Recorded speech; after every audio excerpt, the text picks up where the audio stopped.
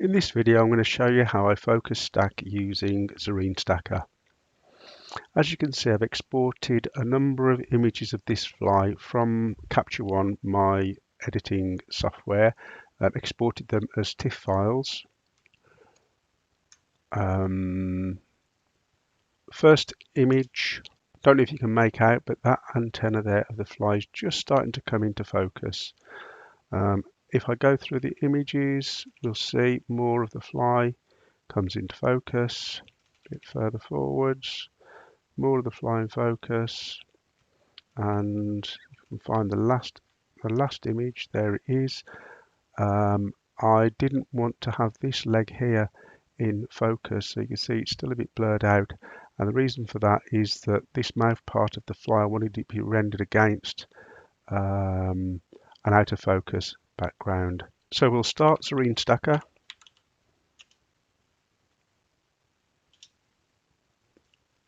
And import this stack of 23 images into Zerene Stacker. First thing to do is to choose the stack option from the top menu bar and choose Align and Stack Both. That will stack using both the Pmax algorithm and the DMAP algorithm. Then we can choose which one is best and do any retouching from the other. So we click on Align and Stack Both.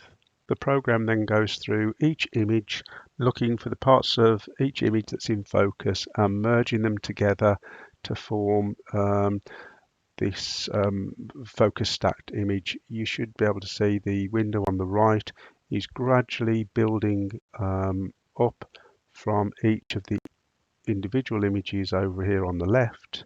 As it's running through them here, we should see this gradually start to come more and more into focus.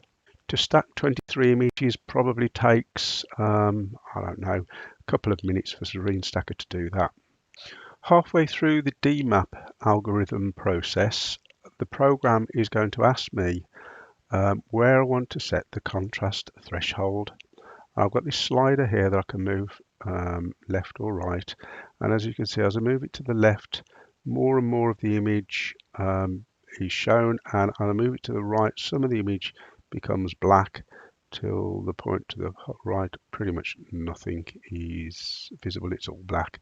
We want to choose a value where what we want in focus is in color and what we don't want in focus is black.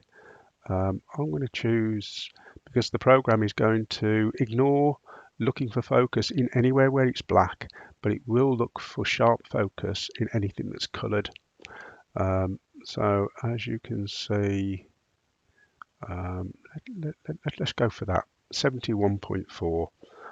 Click OK, and then it will do its stuff, just looking for areas of focus just in the areas where I've told it to, the areas that were in color. As you can see, it's gradually building up the image as it goes through the stack, picking out the areas that it thinks are in focus from each of the separate individual images over here.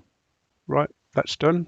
So we come to the interesting part where we can edit either the DMAP image that Zerene Stacker has created for us or the Pmax image. You'll see I've highlighted Pmax, so the window on the right now represents the Pmax image. Click on DMAP, you'll see the right image change slightly. That's the DMAP image in the right hand window. I generally retouch from the DMAP image. DMAP does a good job of reproducing the colors in the in focus areas, and it renders the out of focus areas nicer than, I believe, nicer than the Pmax image. So I generally start with DMAP. So we start off by choosing Edit from the top menu there. Start retouching. The image over on the right hand side is our DMAP image. The image on the left hand side is whichever image is highlighted.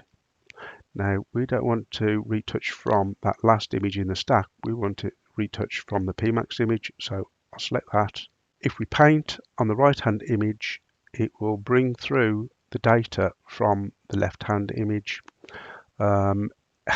It's easier to do the editing by maximizing that right hand window and then zooming in on the image. Shortcut is spacebar right square bracket. Now to see the Pmax image, we can press S on the keyboard. So press down on S and you can see the image changes. That is the Pmax image. And if I paint on this image now, it will bring through the data from the Pmax image. Zoom in some more, and what we can see is that there are some areas, if I zoom in to 100% say, there are some areas of the image.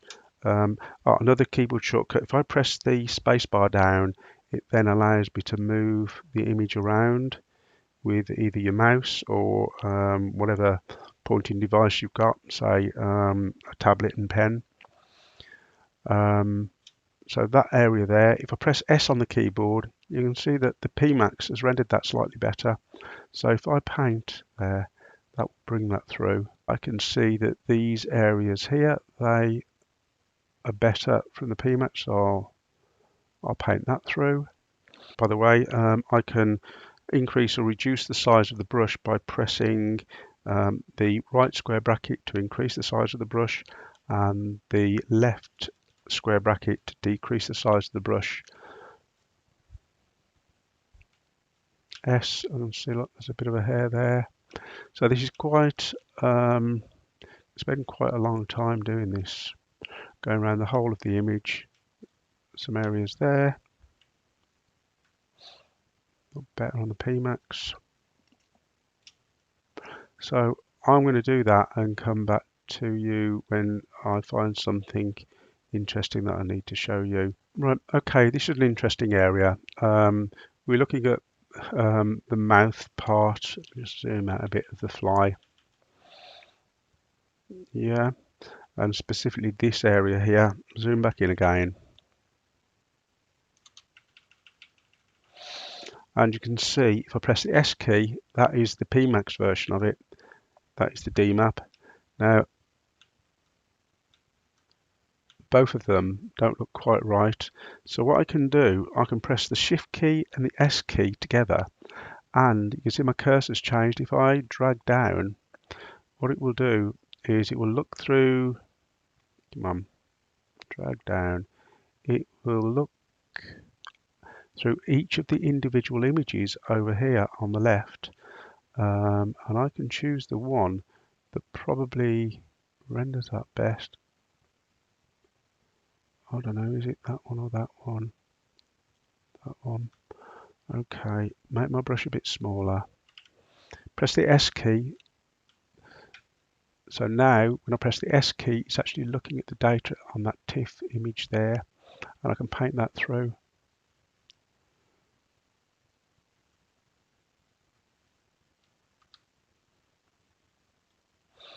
Yeah. Okay, have I got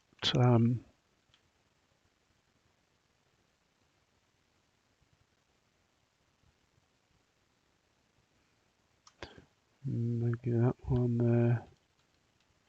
No, I think that's the best I'm going to get, isn't it? Okay, switch back to Pmax. Oops. Sorry, Pmax. So now when I press the S key, the Pmax image comes through. So obviously if I painted back over that, I'd bring through that again, which doesn't look so good, does it? So I'll press Ctrl Z to undo that, and we'll carry on round. So I've just spent, I don't know, 10 minutes or so retouching that. I can zoom back out a bit and press S. Just compare if there's anything obvious that I've missed. That looks good. So I'll go back up to Edit, Commit Retouching, and finally save. If you can see that the highlighted image of the output images is the retouched image. So that is the file that I'm going to save. Click on File, click on Save. Right, I save it as a TIFF image, 16 bits, retain extended dynamic range. Generally have that ticked on. Okay, and then click Save, and then it will ask me where do I want to save it.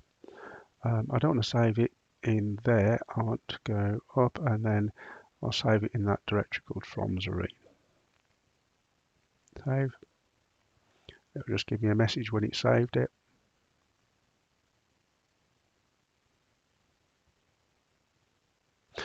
Click OK. Now we can close down Zerene Stacker, and we could go to where we've saved that image from Zerene. You can see other image that I've created over the past little while. Oh, where's the one I've just done? There it is. So if we click on that and just view it in Windows Photo Viewer, we can make it full screen, and there you go. The next stage would be to import it back into Capture One, my editing software, and start editing that then with Capture One. Okay, that's it.